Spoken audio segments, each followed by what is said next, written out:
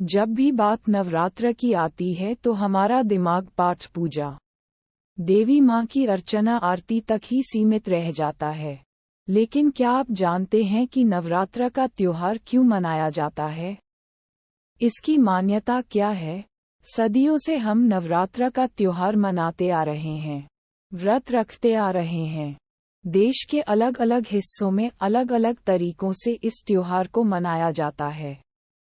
कहीं कुछ लोग पूरी रात गरबा और आरती कर नवरात्र के व्रत रखते हैं, तो वहीं कुछ लोग व्रत और उपवास रख माँ दुर्गा और उसके 9 रूपों की पूजा करते हैं। लेकिन इस नवरात्र के पीछे असल कहानी क्या है? इससे जुड़ी एक पौराणिक कथा है।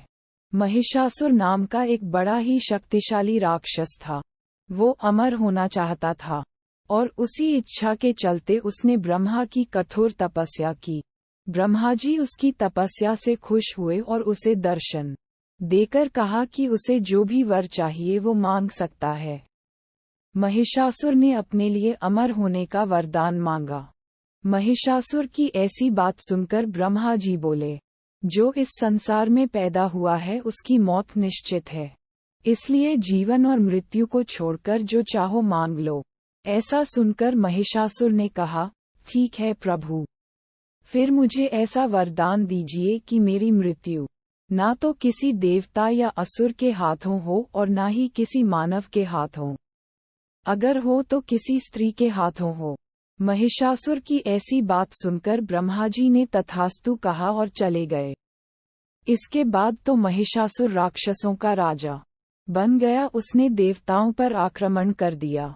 देवता घबरा गए। हालांकि उन्होंने एकजुट होकर महिषासुर का सामना किया, जिसमें भगवान शिव और विष्णु ने भी उनका साथ दिया।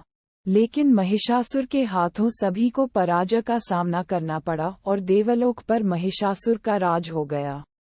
महिषासुर से रक्षा करने के लिए सभी देवताओं ने भगवान विष्णु के साथ आदि शक्ति की आराधना की। उन सभी के शरीर से एक दिव्य रोशनी निकली, जिसने एक बेहद खूबसूरत अप्सरा के रूप में देवी दुर्गा का रूप धारण कर लिया। देवताओं से अस्त्र शस्त्र शक्तियां पाकर मां दुर्गा ने महिषासुर को युद्ध के लिए ललकारा। महिषासुर और देवी दुर्गा के बीच पूरे 9 दिनों तक युद्ध चला और 10वें दिन मां दुर्गा ने महिषासुर का वध कर दिया।